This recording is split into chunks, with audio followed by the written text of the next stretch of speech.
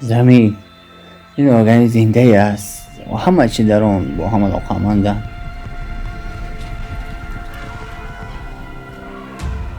زمین همچون انسان ارگانیسمی است و او نیز همان قدر آسیب پذیر است. ایلوزی خوشبختی و نیک احوالی ما می تواند در یک لحظه فرو رود.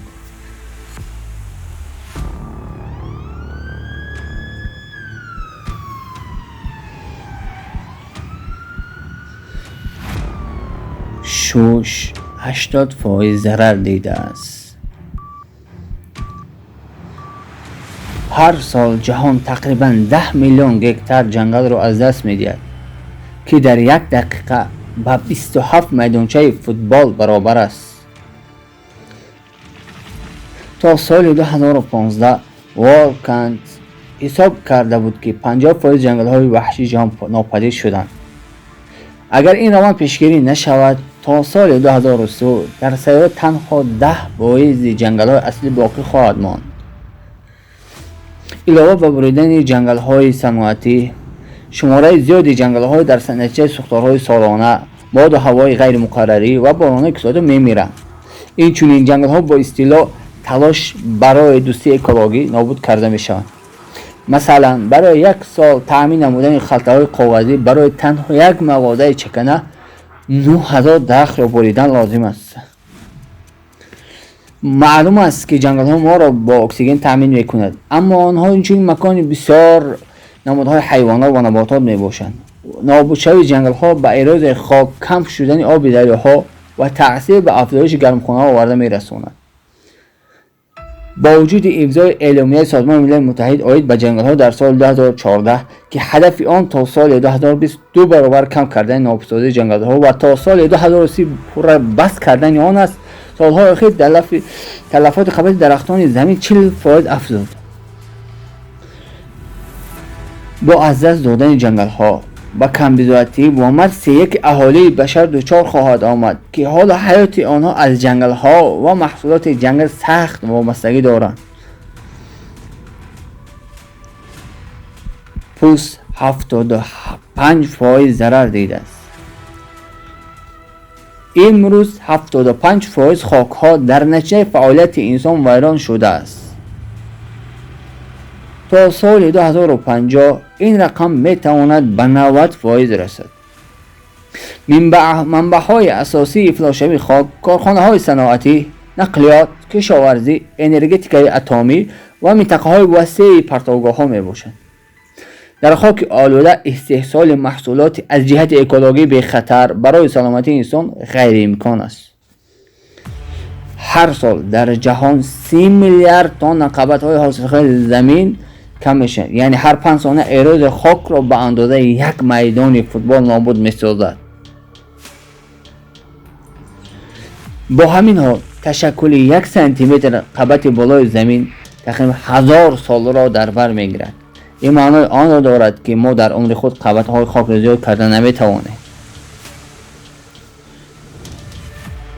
در طول 150 سال اخیر تقریبا نصف نقابت بالای زمین کماب شده است.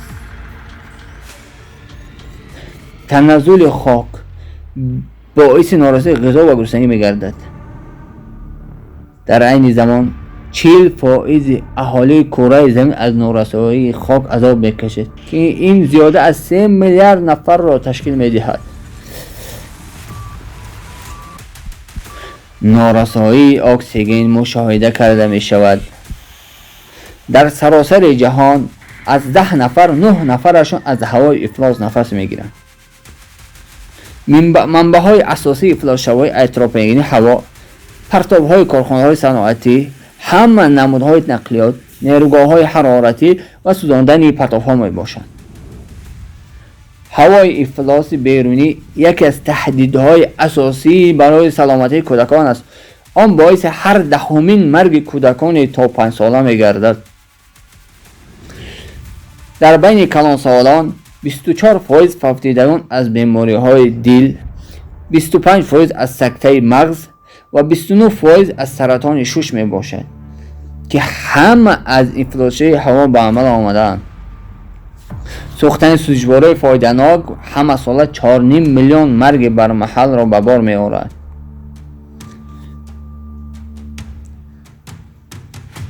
از روی نشان سازمان عمومی جهانی به تندرستی، افزایش‌ها هر سال بیش از 7 میلیون را می‌کشند.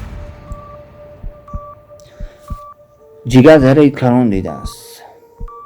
بطلاقدارها فیلتر عظیمی طبیعی میباشند که دو اکسید کربن، چنگ و عنصرهای زهرناک از آب و هوا ثمراناک جبیده میگیرند. در دوام یک سال 1 هکتار بطلاق 3 تن جنگل غبار از هوا و گاز کربن 7-15 مرتبه زیادتر نسبت به 1 هکتار جنگل میگیرد و 7-15 مرتبه زیادتر از اکسیژن میبرد. در برابر این در طول 300 سال آخر 90% زمین‌های باطنی در جهان از بین رفتند. حالا باشد ما آنها را از جنگل 3 مرتبه تیزتر از گم میکنیم.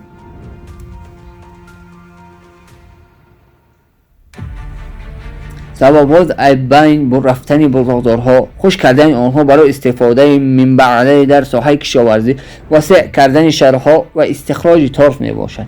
بطلاقدارها در نتیجه تلفات آب، در نتیجه ساختمان‌های سربندها، نابودشوی جنگل‌ها و ایراد خاک کم می شوند. افلاس‌های بطلاق از حساب ریختن نفت رخ می دهد. همین طریق وظیفه مهمترین بطلاق‌ها تازه‌کنی اتمسفر را ویران کرده شد. اگر بطلاق گاز کربن آلود را از هوا فرو نبرند، کنسنتراسیون سالانه آن 28% زیاد می شود.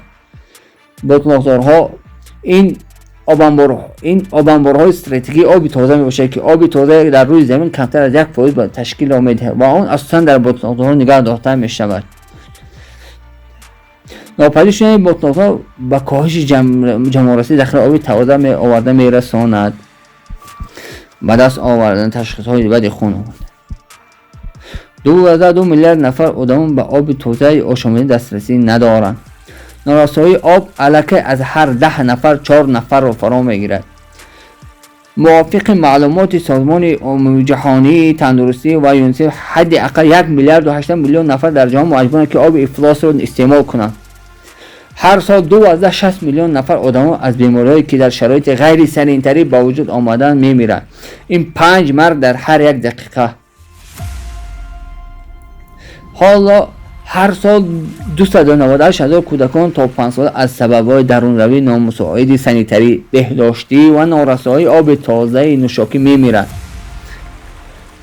طبق گزارش سازمان ملل متحد در سال 2025 5.5 میلیارد نفر در نارسایی شدید آب زندگی خواهند کرد.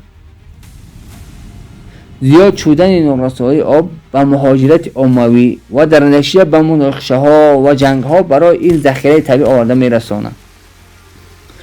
در مجموع از سال 2010 طبق حساب‌های پورتر واسوا که در پیسیفیک اینستیتوت ساخته شدند، در جهان 460 برخورد مقیاس‌های گوناگون واسطه به تقسیمات ذخیره آب به عمل آمدند. 36 آب مسلح بودند.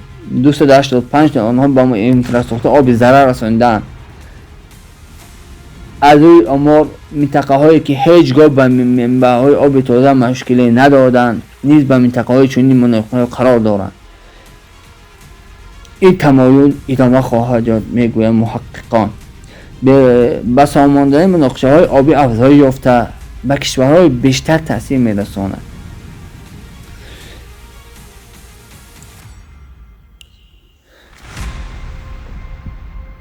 سیستم مسئولیت ویران شده است.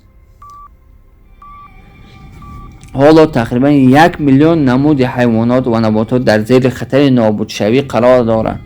شماره عمومی شیرخواران وحشی 82% کم شده است. تنها در عصر گذشته همان قدر نمودهای عالم حیوانات نابود شدند که باید در 10,000 سال ناپدید می شدند. حالا صورت نابودشوی به آن درجه بلند می شود که تقریبا 70 میلیون سال پیش، وقتی که نوآورها در دهشتناکترین دوره حیوانات از بین رفته بودند. در سال 2018 بیولوژها حساب کردند که ساعت حاضره نابودشوی شیرخواران به درجه بلند شده است که برای برقرار کردن گوناگونی بیولوژی از 3 تا 5 میلیون سال لازم است. نابود شدن نمادهای رستنی ها و حیوانات باعث نااستوار اکوسیستم ها میگرده و از این رو به ویران شدن محیط زیست طبیعی آورده میرساند. از گزارش سازمان ملل متحد کاهش پیش بینی شدن گوناگونی بیولوژی به تمام آدمان تأثیر خواهد کرد، مخصوصا برای مردم تهجایی و جماعت های محلی. این چنین کمبوداتان با نظرداشت وابستگی آنها به گوناگونی بیولوژی برای نیک احوالی آنها ضرر کلان میرساند. نشانه حیاتی ارگانیسم یک باره ویران شدن،